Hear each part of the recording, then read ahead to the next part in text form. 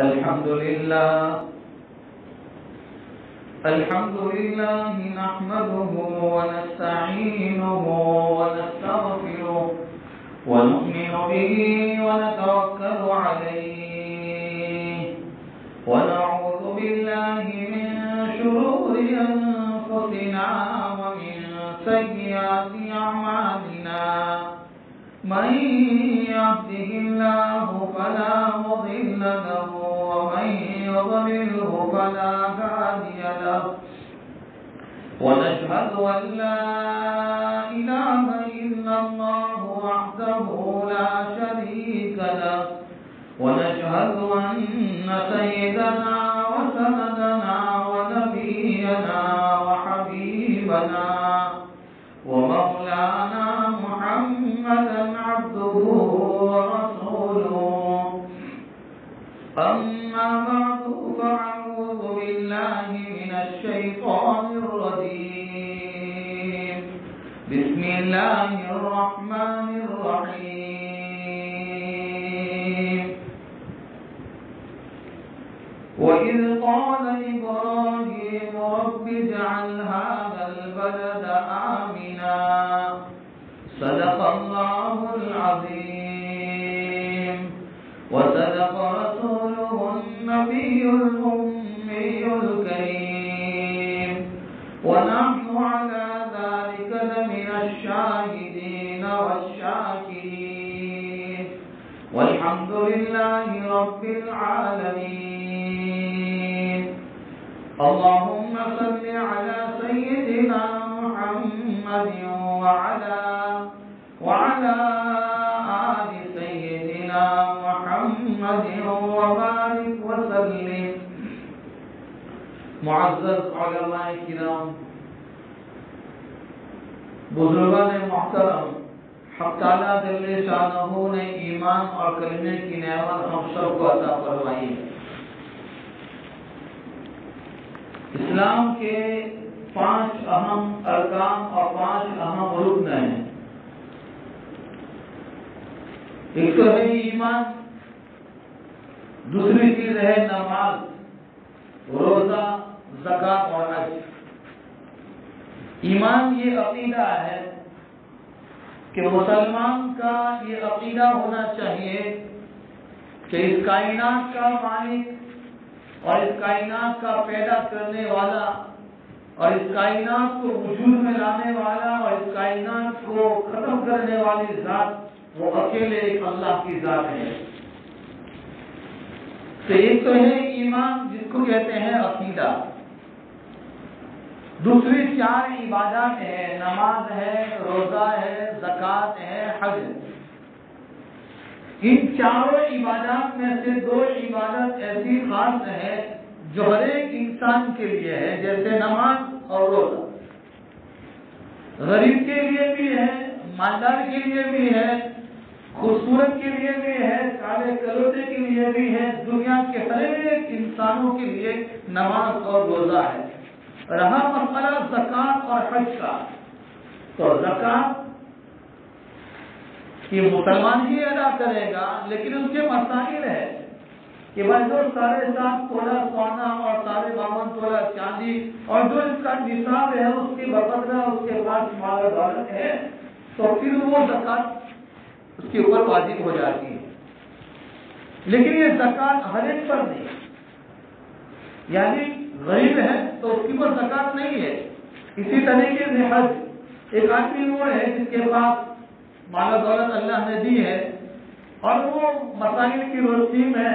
اگر وہ صحیح استطاعت سمجھا جاتا ہے تو اس کے اوپر حج فرض ہو جاتا ہے۔ مجھے ان باتوں کو ذکر نہیں کرنا ہے کہ نماز اور روزہ ہر ایک کے لیے ہے اور زکات اور حج یہ دونوں عبادت دوسری ہے، اس کے کچھ اصول اور آداب ہے۔ ان میں سے حج کے اندر سے بھی ایک رکن اور ایک چیز جو جانی جاتی ہے وہ ایک قربانی، اور جس ایام سے اور جن حالات سے اور جن دنوں سے میں اور آپ گزر رہے ہیں وہ ذی الحجہ کا یہ مبارک مہینہ ہے اور قربانی کے ایام قریب سے قریب آ رہے ہیں۔ تو یہ جو آنے والی قربانی ہر سال آتی ہے ہر سال اپنے ہاتھوں سے اور اپنی کمائی سے میں اور آپ بڑی محنت کر کے بڑی مشقتیں اٹھا کے جو رقم جمع کی تھی، اب اسی حلال کمائی سے ہم نے جانور خریدا، اس کو ذبح کر دیا، اس کا گوشت خود نے بھی کھایا، لوگوں میں تقسیم کر دیا. کیا یہی ایک قربانی ہے؟ قربانی ہر سال آتی ہے تو قربانی کے ذریعے سے کیا پیغام ملتا ہے، کیا سبق ملتا ہے، اس سے کیا چاہا جاتا ہے؟ کسی کا نام قربانی کہ ہم نے قربانی کے دنوں میں کسی مدرسے میں حصہ لکھوا دیا تاکہ ہمارے کندھوں سے یہ بوجھ ختم ہو جائے، تاکہ نہیں. قربانی ہر اس چیز کو کہیں گے جس کے ذریعے سے آدمی اللہ کا قرب اور ایسے نیک کام کے ذریعے سے جس کے ذریعے سے آدمی اللہ کی رضا، اللہ کا تعلق، اللہ کی محبت حاصل کر لے، یہ بھی قربانی ہے. لیکن ان سماج اور معاشرے میں جس کو قربانی جانا جاتا ہے وہ یہ ہے کہ جانور کو لے کر مخصوص ایام میں، جن ایام کے اندر اللہ نے ذبح کرنے کا حکم دیا ہے، اس کو صحیح سنت کے مطابق ذبح کرنے کو ہم قربانی کہتے ہیں. لیکن اس جمعہ کے مختصر وقت میں یہ جاننا ہے کہ قربانی کے ذریعے سے کیا چاہا جاتا ہے. کیا اللہ کے خزانے میں کسی چیز کی کمی ہے؟ نعوذ باللہ. کہ اللہ نے ہمیں اس کے لیے جانور کو ذبح کرنے کا حکم دیا. ہم سب سے پہلے آئیں گے پیچھے. ابراہیم علیہ السلام نے جس خاندان میں، جس گھرانے میں آپ نے آنکھیں کھولی تو آپ کا باپ آزر جو بتوں کی اور آگ کی پوجا کرتا تھا، اور جس کو ہم کہیں گے اپنی گجراتی میں اگنی پرست یعنی آگ کی پوجا کرنے والا مجوسی ہے. لیکن اللہ تعالیٰ اپنے دین کی خدمت کرنے کے لیے یہاں ایک سبق یہ بھی ملتا ہے. میں مختصر طور پر کچھ ٹاپک اور کچھ ٹپس بتاؤں گا کہ جس کے ذریعے سے ہمیں کیا سبق ملتا ہے کہ ابراہیم علیہ السلام کو اللہ تعالیٰ نے ایسے خاندان میں اور ایسے گھرانے میں پیدا کیا کہ جہاں پر کفر اور شرک ہے، اور جس قوم کے اندر آپ کو پیدا کیا وہ قوم شرک کی عبادت کرنے والی اور شرک کے اندر مبتلا ہونے والی، اللہ کی نعمتوں کو استعمال کر کر اللہ کے ساتھ دوسروں کو شریک کرنے والی ایسی قوم کے اندر اور ایسے خاندان میں اللہ نے اپنے لاڈلے خلیل کو پیدا کیا اور دنیا والوں کو بتایا کہ اے دنیا والوں یاد رکھو، تمہارے پاس اگر طاقت ہے، تمہارے پاس مال و دولت ہے، اگر تمہارے پاس جاہ و جلالت اور مرتبہ ہے تو اپنی مال و دولت پر اترانا نہیں، اپنی صلاحیت پر اترانا نہیں، اپنی خوبصورتی پر اترانا نہیں.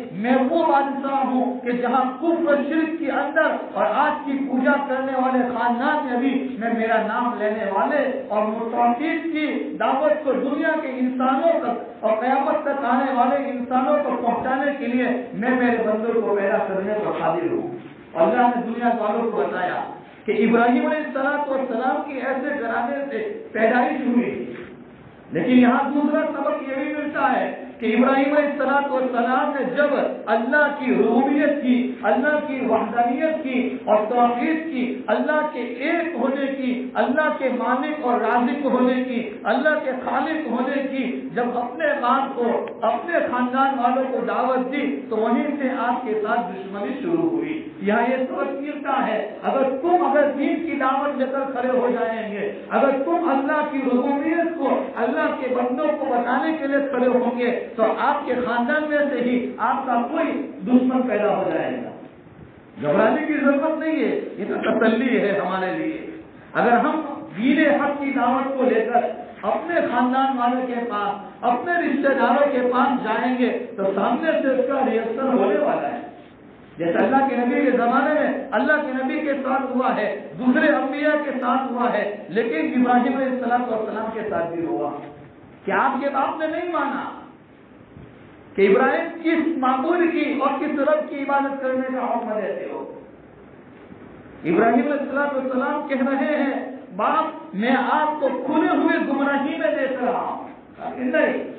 تو انہوں نے صبر کیا، دین کی دعوت اور دین کے پیغام کو پہنچاتے رہے ایک مدت تک اور پھر اپنے علاقے کو چھوڑ دیا. یہاں یہ بھی سبق ملتا ہے اگر تمہیں دین کی دعوت کے لیے دنیا کے چپے چپے میں اور دنیا کے کونے کونے میں جانا پڑے تو جانا پڑے گا. ہماری جان بھی اللہ کے راستے میں اگر ضرورت پڑی تو جان بھی دینے کے لیے تیار ہے, مال کی ضرورت پڑی تو مال دینے کے لیے تیار ہے, صلاحیت دینے کی ضرورت پڑی تو صلاحیت بھی دینے کے لیے تیار ہے, اگر وقت دینا پڑا تو وقت دینے کے لیے بھی تیار ہے. ابراہیم علیہ السلام نے اپنا علاقہ چھوڑ دیا اور ایک ایسے لمبولک میدان میں, ایک ایسے خالی خلاف میدان میں اور چٹیل میدان میں اپنے بیٹے جو بڑی مدتوں کے بعد اور بڑی دعاؤں کے بعد اور بڑی تمناؤں کے بعد بڑی آرزوؤں کے بعد جب اسماعیل علیہ السلام کی پیدائش ہوئی ہے اور اسماعیل علیہ السلام کے بارے میں آپ کو خواب میں دکھلایا گیا کہ ابراہیم اپنے بیٹے کو ہی ذبح کر رہا ہے, اور جب انہوں نے اپنے لخت جگر اور اپنے جگر کے ٹکڑے کے سامنے یہ بات ذکر کروائی کہ بیٹے, اے میرے لاڈلے بیٹے اور اے میرے پیارے بیٹے, میں کیا دیکھ رہا ہوں کہ خواب میں مجھے یہ بتلایا جا رہا ہے کہ میں تیرے گلے پر چھری پھرا رہا ہوں. تو یہاں ایک سبق یہ ملتا ہے کہ ابراہیم علیہ السلام کو جو اولاد ہوئی اسماعیل علیہ السلام یہ 36 سال کی عمر میں ہوئی ہے. یہاں دوسرا پیغام یہ ملتا ہے اگر کسی کی اولاد نہیں ہے, شادی ہونے کی بڑی مدتیں گزر چکی ہے, 15-20 سال کی عمر ہو چکی ہے یا 25 سال کا عرصہ گزر گیا ہے اور اس کے گھرانے کے اندر اولاد کی نعمت نہیں ہے تو گھبرانے کی ضرورت نہیں ہے. وہ وحدہ لا شریک لہ ہے, وہ بادشاہوں کا بادشاہ ہے. جب وہ اپنے لاڈلے خلیل کو 36 سال کی عمر میں اسماعیل جیسا پیدا دینے پر قادر ہے تو وہ ہمیں بھی دینے پر قادر ہے. اولاد کی نعمت کسی کے قبضے میں نہیں ہے, کسی بڑی ولی کے ہاتھ میں نہیں ہے. اگر نبیوں کے ہاتھ میں ہوتی تو ابراہیم علیہ السلام کی جھولی اور آپ کی گود یہ اولاد کی نعمت سے اتنے سال تک محروم کیسے رہ جاتی. تو خیر جب ابراہیم علیہ السلام جا رہے ہیں اور اپنے بیٹے کو اور اپنی بیوی حضرت حاجرہ علیہ السلام کو لے کر جا رہے ہیں اور ایک لمبولک میدان میں چھوڑا, کچھ کھجورے ہیں اور پانی کا ایک مشکینہ ہے وہ بھی ختم ہونے کی تیاری ہے, اور جب اپنی بیوی کو وہاں چھوڑا ہے تو بیوی نے کیا جواب دیا. ابراہیم علیہ السلام سے کہا کیا آپ کو آپ کے رب نے حکم دیا ہے؟ کہا کہ ہاں میرے رب نے مجھے حکم دیا ہے کہ میں اسی جگہ پر آپ کو چھوڑ کر جاؤں. کہا کہ چلے جائیے, جب رب کا حکم ہے تو رب ہم کو ضائع اور برباد کرنے والا نہیں ہے. یا تیسرا سبق یہ ملتا ہے کہ بیوی بھی ایسی ہونی چاہیے اور اس کو بھی ایسی دینداری اور ایسا ایمانی پاور اس کو پلانا چاہیے, اس کے سامنے بھی اللہ کی نبی کی محبت اور دین کا پاور اس کے دلوں کے اندر ایسا اتارنا چاہیے کہ جب بھی ہمیں دین کی محنت کے لیے چاہے اپنا گھر چھوڑنا پڑے, چاہے کسی چیز کو چھوڑنا پڑے, تو ہمارے اس چھوڑنے کے اندر ہماری بیوی ہمارے دینی کام میں رکاوٹ کا ذریعہ نہ بنے. یہاں کہہ رہے ہیں جاؤ, میرا رب اور آپ کا رب مجھے ضائع برباد نہیں کرے گا. اور جب ابراہیم علیہ السلام نے جب اسماعیل علیہ السلام کو کہا کہ جب میں خواب پہ دیکھ رہا ہوں تو بیٹا بھی عجیب ہے, بیٹے نے کہا کہ باپ میرے باپ جب آپ کو حکم دیا گیا ہے اور آپ کو خواب کے ذریعے سے بتایا ہے تو پھر دیر کرنے کی ضرورت نہیں ہے. یہاں ایک چوتھا سبق یہ ملتا ہے کہ نیک کامیں دیری نہیں کرنے کی. انسانوں کے ہمارے قلوب میں نیک کام کا جو جذبہ پیدا ہوتا ہے, علماء فرماتے ہیں یہ نیک کام کا ارادہ کا آنا یہ اللہ کی طرف سے مہمان ہے. جیسے ہمارے گھروں پر کوئی مہمان آتا ہے اس کا اکرام کرتے ہیں, اس کی تعظیم کرتے ہیں, وہ دوسری مرتبہ ہمارے گھروں پر آئیں گے. اسی طریقے سے ہمارے قلوب میں نیک کام کرنے کے ارادے اور جذبات کا آنا یہ اللہ کی طرف سے مہمان ہے. تو ابراہیم علیہ السلام نے جو اپنے بیٹے سے کہا تو بیٹے نے یہی جواب دیا, لیکن بیٹا بھی کیسا ایمانی پاور کے اندر مضبوط ہے. کیا کہا کہ جب میرے گلے پر آپ چھری چلائیں گے نا تو آپ کی آنکھیں مجھے دیکھے گی, میری آنکھیں آپ کو دیکھے گی. کہیں بیٹے اور باپ کے درمیان کی محبت जोश में आ जाए और अल्लाह के हुक्म के ऊपर अमल करने में आपको देर हो जाए। इसलिए मेरे प्यारे बाप, आप ऐसा कीजिए ना, मुझे उल्टा लिखा दीजिए ताकि न मेरी आंख आपको देख सके, आप मुझे न देख सके और मोहब्बत के जज्बात कहीं बीच में रुकावट न बन जाए और आप अल्लाह के हुक्म पर मोहब्बत के साथ, इस और प्यार के साथ इस पर अमल कर लीजिए। यहाँ ये सबक मिलता है कि आदमी को अल्लाह के दीन की हर एक काम में लिए, अल्लाह के दीन की मेहनतों के लिए, नमाजों के लिए, रोजे और ज़कात के लिए, दूसरी इबादतों के लिए हमारे माल और दौलत की मोहब्बत, अपनी जान की मोहब्बत बीच में रुकावट न बने। अगर रुकावट बनेगी तो फिर जो मंजिल मकसूद है उस पर नहीं पहुंच सकेंगे। तो इस्माइल अलैहिस्सलाम ने अपनी गर्दन को रख दिया, लेकिन ये तो अल्लाह का करम हो गया और उसकी मेहरबानी और उसका फजल हो गया कि जो वो जन्नत से मैदा आया और जिसके जरिए से फिर आज हम अपने हाथों से जानवरों को जमा कर रहे हैं। मैं ये बताना चाहता हूँ कि जब हम अपने हाथों से जानवर को जमा करते हैं तो जानवर होकर भी वो अपने जानवरी सिफत के अंदर होने के बावजूद वो हमें पैगाम देकर जाता है। कुर्बानी के दिनों में जब कुर्बानी हो जाए, कुर्बानी के अय्याम शुरू हो जाएंगे, ईद की नमाज हो जाएगी और लोग अपने जानवरों को ज़बह करेंगे। इसीलिए असल मुस्तहब तरीका तो ये है, मुस्तहसन तरीका ये है कि आदमी कुर्बानी के दिनों में जिस पर कुर्बानी, पहले तो ये होना चाहिए कि हमें मसाइल को मालूम करना चाहिए उलमा के पास कि मेरे ऊपर कुर्बानी वाजिब है या नहीं। हम क्या समझते हैं कि मतलब मेरे ऊपर ज़कात वाजिब नहीं है इसलिए मेरे ऊपर कुर्बानी वाजिब नहीं। पर ज़कात का मसला अलग है, कुर्बानी का मसला अलग है। हम पूछें, जब दीन दुनिया की चीजों के बारे में हम दुनिया वालों से पूछते हैं, घरों में कोई बीमार हो डॉक्टरों के पास जाकर पूछते हैं, कागजात का कोई मसला है वकील के पास जाकर पूछते हैं, कोई दूसरा मसला है तो उन जानने वालों के पास पूछते हैं। आदमी बालिग होने के बाद से कभी ऐसा होता है कि एक नौजवान है, अगर कि उसकी शादी नहीं हुई है लेकिन अल्लाह ने ऐसी मालो दौलत दी है और उसके पास सब कुछ होने के बावजूद वो कुर्बानी नहीं करता। वजह ये है कि गफलत है कि कभी वो उसने सीखा ही नहीं कि मेरे को कुर्बानी वाजिब है या नहीं। इसलिए मैं मसाइल बयान नहीं करूंगा अभी, बस मैं ये आपको मुतवज्जह करना चाहता हूँ। अभी भी हमारे पास वक्त है, अगर हमें मालूम नहीं हम जाएं और पूछें कि मतलब मेरे को कुर्बानी वाजिब है कि नहीं।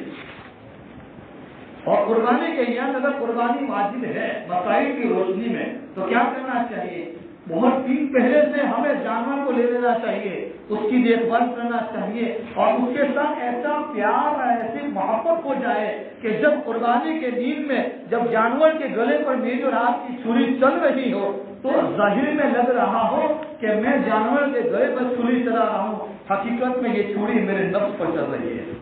हकीकत में मेरे नफ्स पर चल रही है कि जानवर तो जाहिर में है, वो एक शक्ल है। इसीलिए जानवर जाते जाते पैगाम देता है कि एक कुर्बानी करने वाला और एक कुर्बानी करने वाली, याद रखना तेरी छुरी के नीचे रब के एक हुक्म की वजह से मैंने अपनी जान को कुर्बान कर दिया है। तू ईमान वाला है, तू ईमान वाली है, तूने ईमान के दायरे में दाखिल होकर कलमा पढ़ लिया है, तू नमाज़ें पढ़ता है, रोजे भी रखता है। याद रखना जब तेरे सामने भी अल्लाह का हुक्म आ जाए ना, अपनी जान दे देना। जिस तरीके से मैंने जान दे दी है तू भी अपनी जान दे देना। अगर माल खर्च करने की जरूरत पड़ी है तो माल दे देना, अगर वक्त देने की जरूरत पड़ी है तो हम अपना वक्त भी लगा देंगे, सब कुछ देने। इसीलिए जानवर जाते जाते पैगाम देकर जाता है, कुर्बानी किया कुर्बान। इसीलिए आदमी जब जानवरों से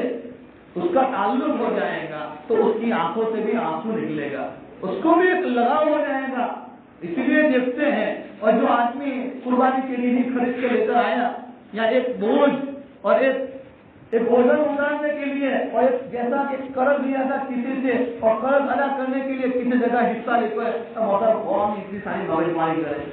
काटने वाले नहीं मिलते हैं, उसकी चारा नहीं मिलता है। आदमी अपने नफ्स पर ही इस तरीके से हावी हो जाता है, नफ्स उसके ऊपर हावी हो जाता है और वो एक हिस्सा दिखाकर अपनी जान को छुड़ा देता है। कुर्बानी अदा हो जाएगी, मसला उसका नहीं है, मसला ये है कि इसके जरिए से जो पैगाम मिलता ملتا ہے، جو سبق ملتا ہے، جو چاہا جاتا ہے، وہ چاہت و پیغام اور تعلق ہمارے دلوں میں نہیں آ سکتا۔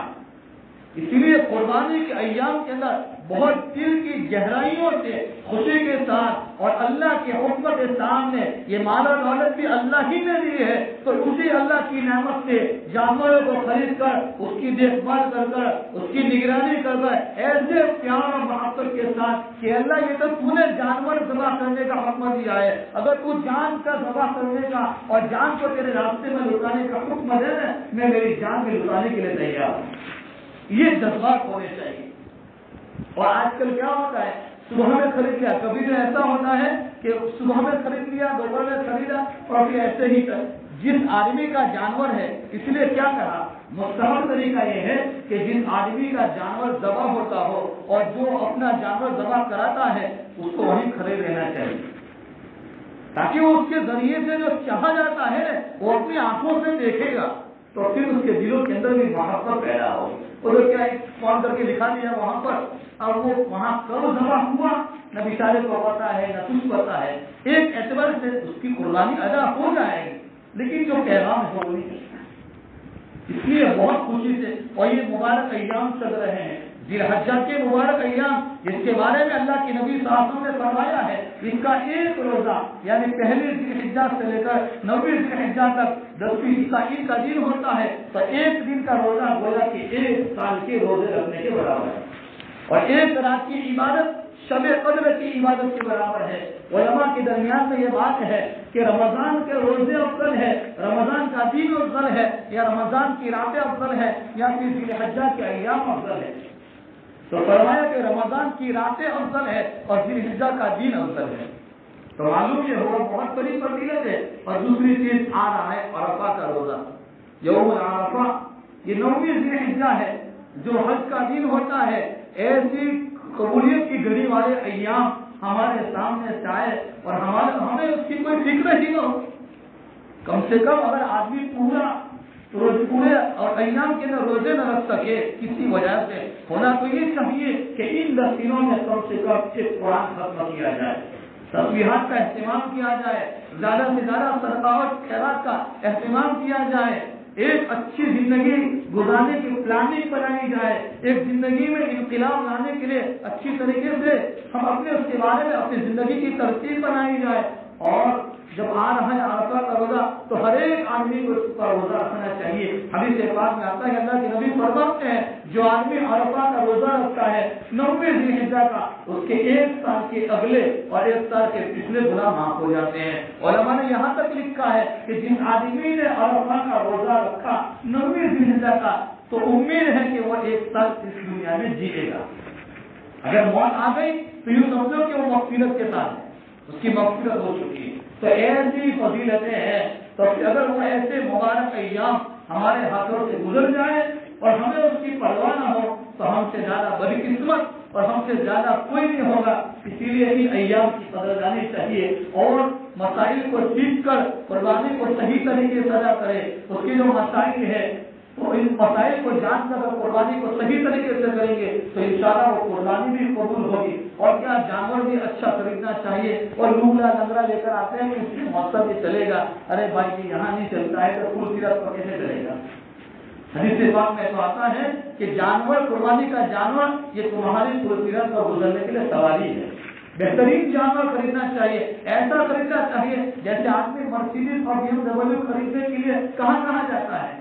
تو جانور خریدنے کے لیے کہیں بھی جانا پڑے، دل کی گہرائیوں سے محبت کے ساتھ ایسا جانور خرید جو ہماری آنکھوں کو، ہمارے دلوں کو لبھانے والا ہو، ہمیں اس کے ساتھ تعلق ہو جائے، اس جانور کو ہمارے ساتھ تعلق ہو جائے۔ اس طریقے سے کریں گے تو انشاءاللہ ہماری قربانیاں بھی صحیح ہوگی، اس کے ذریعے سے جو پیغام ہے اللہ وہ بھی ہم سب کو نصیب کریں گے۔ اللہ تعالیٰ صحیح معنی میں سمجھنے کی اور صحیح باتوں پر عمل کرنے کی اللہ سب سے پہلے مجھے ہم تمام کو توفیق کامل عطا فرمائے۔ ان ایام میں حالات بہت ہیں، ساؤتھ افریقہ میں کئی لوگوں کی دکانیں جل گئی، کئی لوگ بیچارے جو کروڑ پتی تھے آج روڈ پر آ کر کھڑے ہو چکے ہیں۔ شاہجیرے میں، دنیا کے دوسرے ممالک میں بہت سارے حالات ہیں، وہ ہمارے ہی بھائی ہیں، چاہے وہ یہاں سے گئے ہوں ہم وہ پہلے سے وہیں پہ رہتے تو وہ مسلمان ہے، وہ ہمارے ہی بھائی ہے، اس لیے ہمیں ان کے لیے دعائیں کرنا چاہیے۔ اللہ تعالیٰ ان لوگوں کی بھی جان و مال کی عزت آبرو ایمان و عمل کی عقائد کے اللہ ہر ایک انسانوں کی پوری حفاظت فرمائے۔ آمین۔ واخر دعوانا